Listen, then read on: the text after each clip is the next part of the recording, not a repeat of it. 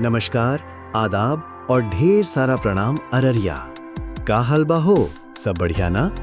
आप सुन रहल छी आपन अपना radio NS radio Araria 90.4 FM। मैं हूं आपका दोस्त RJ धीरज। और हम छी आपकी सहेली RJ मुस्कान। धीरज, आज तो सच में बहुते काम के खबर लाई छी, खास करके अपना दादा दादी नाना नानी खातिर। बिल्कुल मुस्कान। सुनिए हो श्रोताओं, बिहार सरकार और स्वास्थ्य विभाग लेके आए हैं एक बहुत बढ़िया योजना, आयुष्मान वय वंदना कार्ड।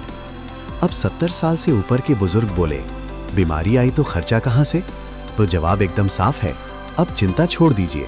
हाँ जी, इस कार्ड से हर साल 5 लाख तक का मुफ्त इलाज मिलेगा।